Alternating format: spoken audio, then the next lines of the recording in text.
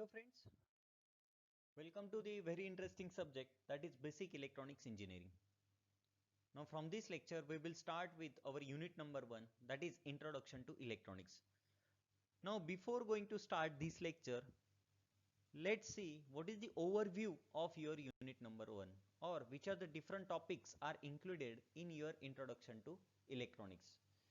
Now first of all, it includes the what is the evolution of electronics, then what is the impact of electronics in industry and in society, then which are the different active and passive components, then what is the semiconductor theory, and depends on semiconductor theory there are mainly 4 types of diodes are included in your unit number 1, that is p-n junction diode, then the Zener diode, then light emitting diode and photodiode. Now in this lecture we will cover the first basic topic of our unit number 1, that is evolution of electronics, then the impact of electronics in industry and in society, and active and passive components. Now learning outcomes. After studying this topic, students will be able to understand the evolution of electronics, then what is the impact of electronics in industry and in society, then which are the different types of active and passive components, and what is the main difference between active components and passive components. Now let's start with the first, that is evolution of electronics.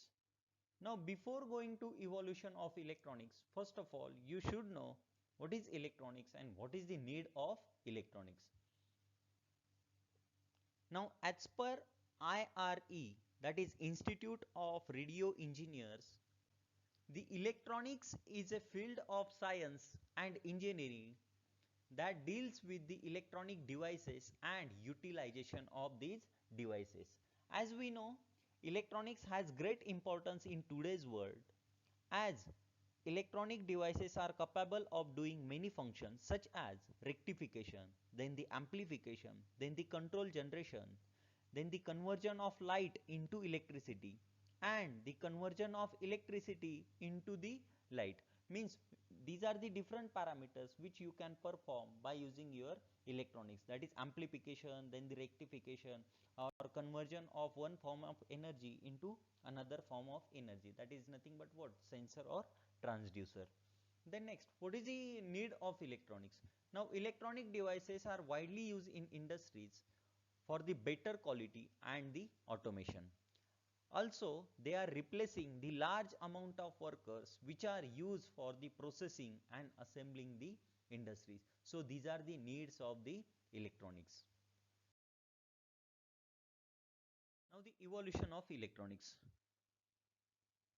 Now evolution of electronics is mainly divided into 2 parts. First one is your evolution of electronic components and devices, and second part the evolution of the communication. Now in 1883, the well-known scientist, that is Thomas Alva Edison, discovered that the electrons will flow from one metal conductor to another through a vacuum, and this is nothing but what, the Edison effect.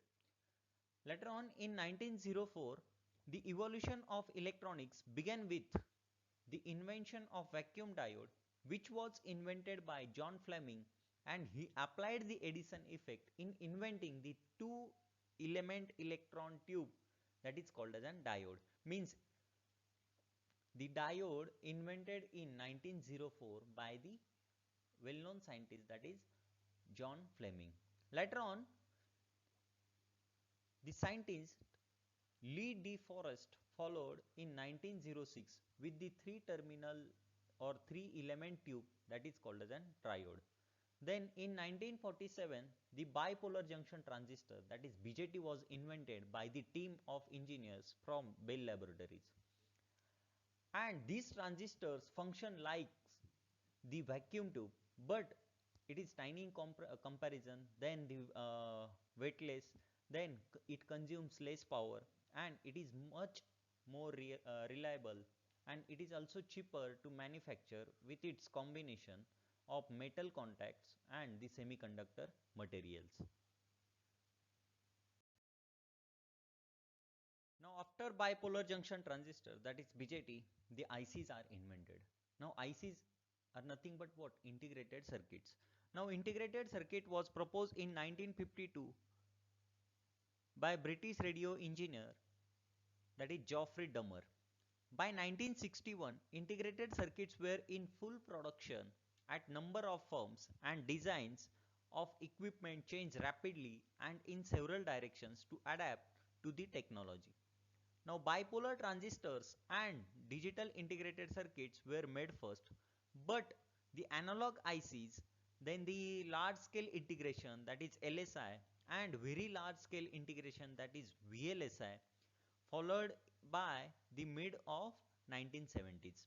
Now VLSI consists of the thousands of circuits with on and off switches or gates between them on a single chip, while the large scale integration, that is LSI, consists of 1000 to 10,000 transistors per integrated circuit or per chip, and very large scale integration, that is VLSI, consists of 10,000 to 1 million transistors per integrated circuit or per chip.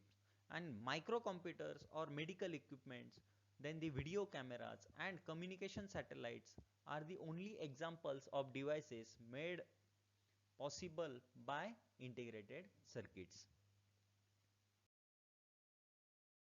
Then the evolution of electronic communication.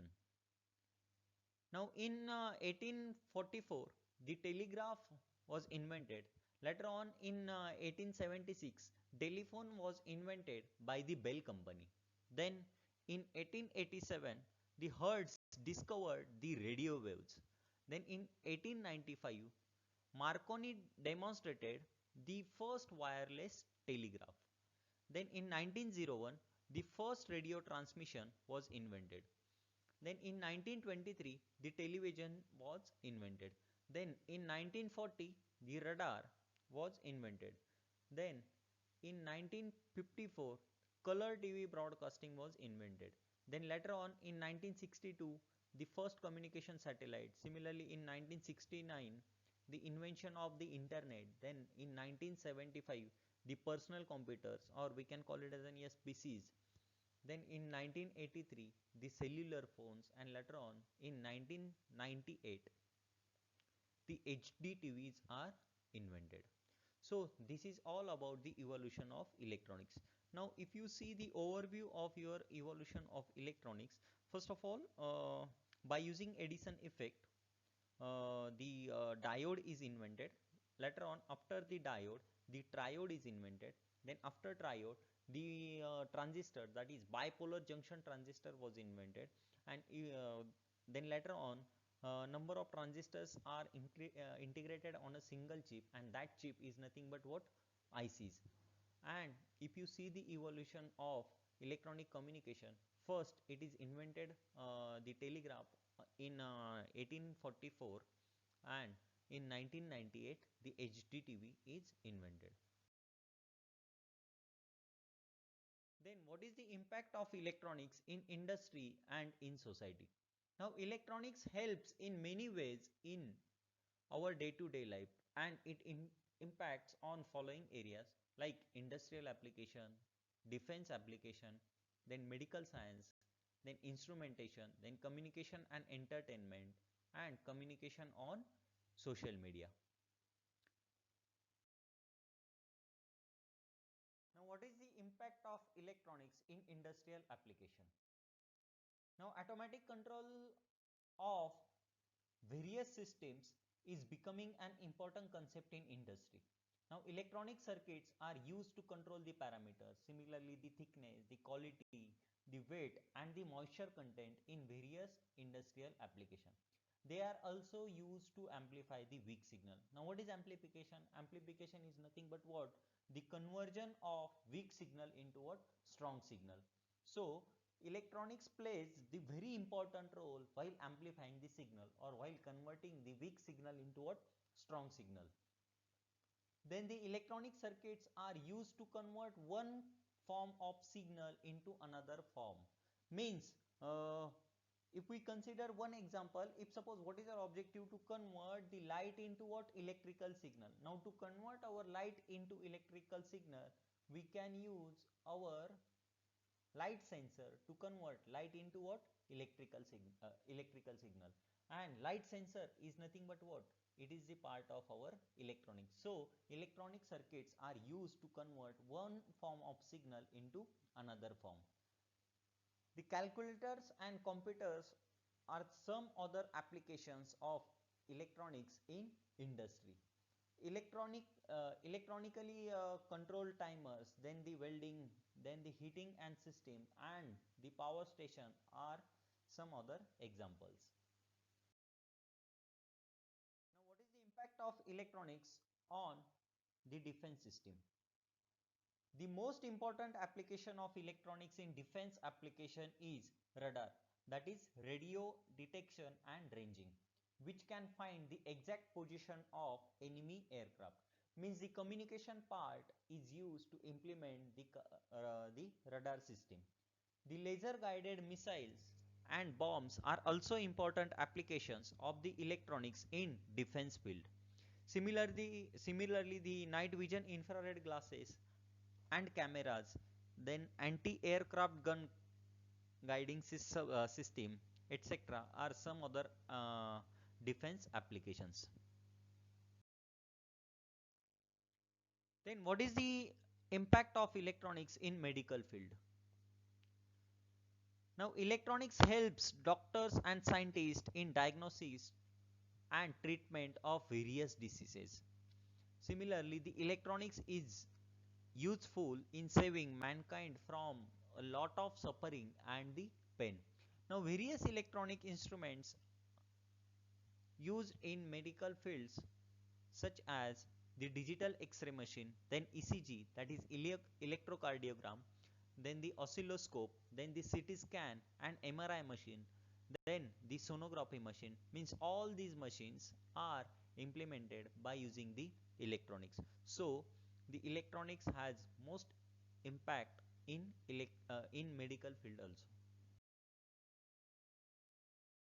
Now what is the impact of electronics on the instrumentation? Now instrumentation plays very important role in research field and in industry. Now electronic instruments are used to precise measurement of various quantities.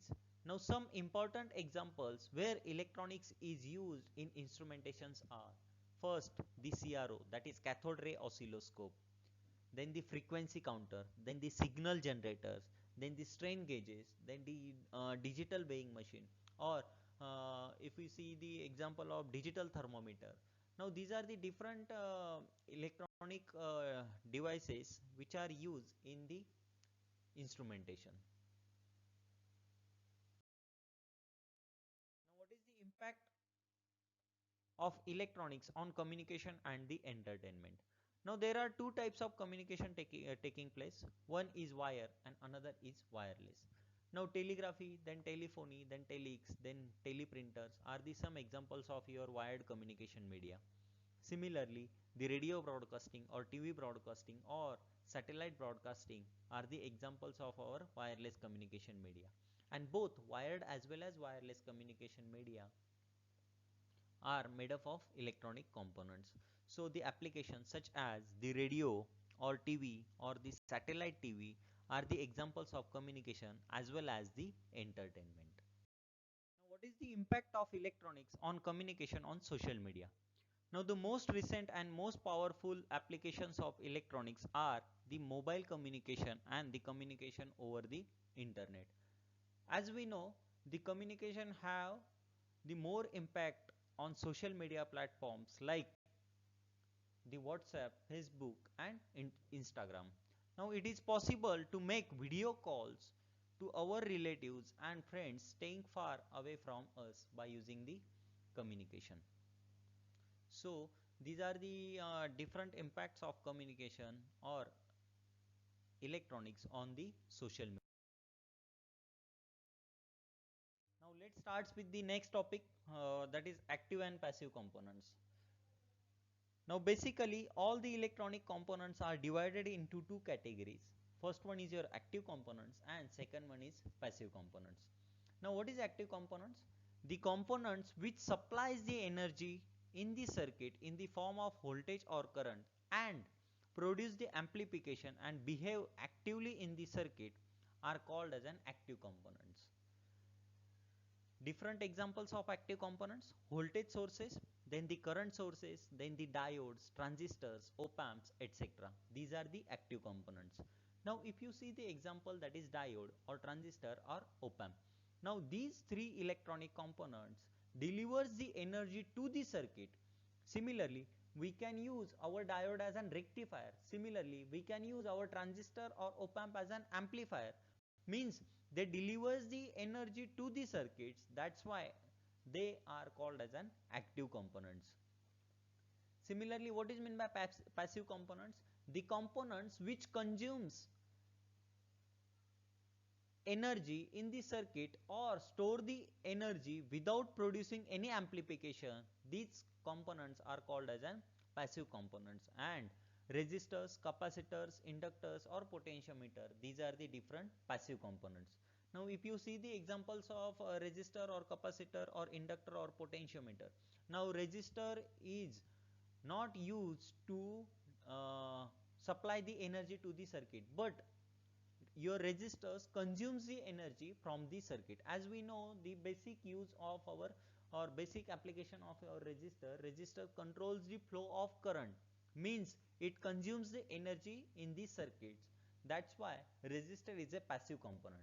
Similarly, if you see the example of capacitor, capacitor is used to store the energy.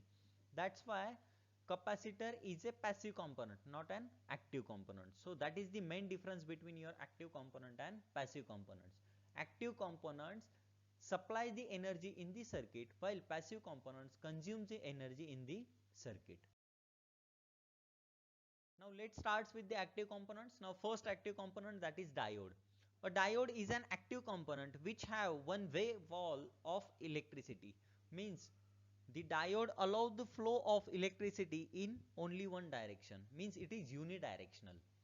Most of diodes have painted the line on one end showing the direction of flow, and the negative side is normally as an silver.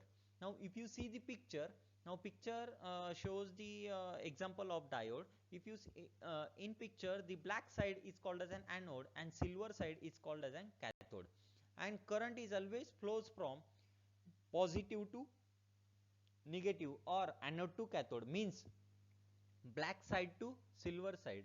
That's why most diodes have painted the line on one end, and that shows the direction or flow of current. So the flow of current is always from black plate to silver plate, that is from anode to cathode. As we know, the main application of our diode is the rectification, and it delivers the energy to the circuit. That's why your diode is an active component. Similarly, second type of active component, that is transistor. Now transistor is an active component and it is a fundamental building block of the circuit in mobile phones, computers or several other electronic devices. A transistor has very fast response and is used in number of functions included, that is voltage regulation, then the amplification, switching, then the signal modulation and oscillation. Now picture shows the photograph of the transistor. Now transistor is basically a three terminal devices, and it is mainly used for the amplification purpose, means to convert our weak signal into a strong signal, means it delivers the energy to the circuit. That's why transistor is also a example of an active component. Now let's move towards the next passive components. Now first passive component is resistor. Now a resistor is an electrical device that resists the flow of current, or it limits the flow of current, and it is a passive device used to control or impede the flow of electric current in the electric circuit by providing the resistance, thereby developing a drop in voltage across the device. Means the main purpose of resistor, means main purpose of use of resistor in any circuit is used to flow it is used to limit the flow of current. That's why it resists the flow of current. So it consumes the energy from the circuit. That's why it is called as an passive component. Now the classifications of resistors. Now resistors are basically classified into two categories. First one is your linear and second one is your non-linear. The linear resistors are again divided into two types. First one is your fixed type of resistor and second one is your variable type of resistor. Now what is the difference between fixed type of resistor and variable type of resistor? Now in fixed type of resistor, value of that particular resistor is fixed according to its color code. Means you cannot vary the resistance of the fixed type of resistor. That's why it is called as an fixed type of resistors. Then next, which are the different types of fixed type of resistor? First, carbon composition, then thin film resistors, then thick film resistors, then wire wound resistor. These are the different fixed type of resistor. Means the value of the resistance of these type of resistors is fixed. Similarly, second linear resistor, that is variable type of resistor. Now what is variable type of resistor? Now in variable type of resistor, you can vary the resistance in accordance with the U. Now variable types of resistors are again divided into three types. First one is wire wound, then potentiometer and trimmers. These are the different examples of your variable type of resistors. Then non-linear resistors. Now thermistor, that is thermal plus resistor. Now thermistor is a temperature sensor. Again it is a non-linear resistor. Now thermistor is a temperature sensor, means the input quantity to the thermistor is the temperature and thermistor will convert that temperature into what? The change in resistance. Now if you see the characteristics of your thermistor, then it is non-linear. That's why thermistor is a non-linear type of resistor. Similarly, second type of your non-linear resistor is LDR, that is light dependent resistor. Light dependent resistor means the input physical quantity to the LDR is light.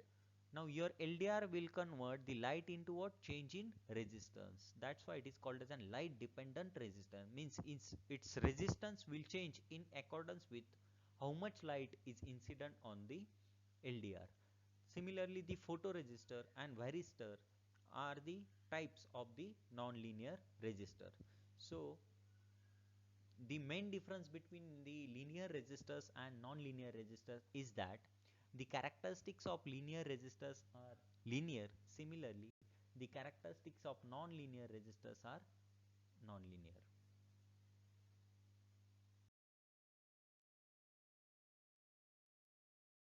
Then second passive component, that is capacitor. As we know, we always use our capacitor in circuit to store the charge.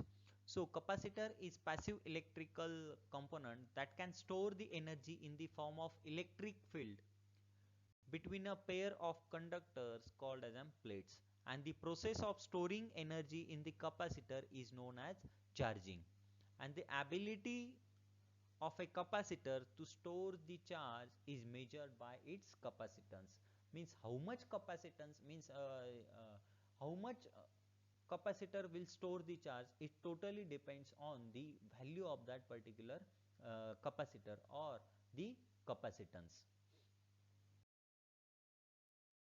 Capacitors are again divided into two types. First one is your fixed type of capacitor and second one is variable type of capacitor.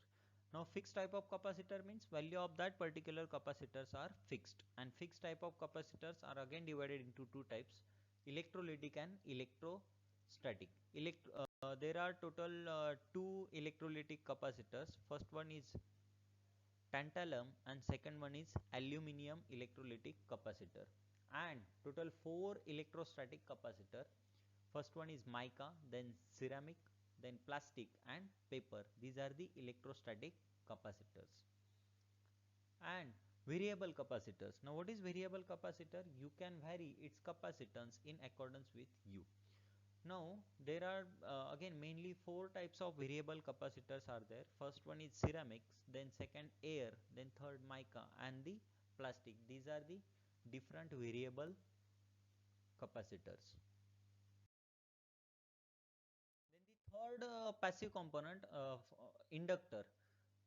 Now the inductor is one of the passive electrical component which is just a coil of wire that is designed to induce an magnetic field in itself or the core when a current is flowing through the coil, and this is called as an choke. Now classification of inductors. Inductors are again divided into two types. First one is fixed type of inductor and variable type of inductor. Fixed type of inductors are air cored or cored. Then cored inductors are again divided into two types, either iron cored or ferrite cored.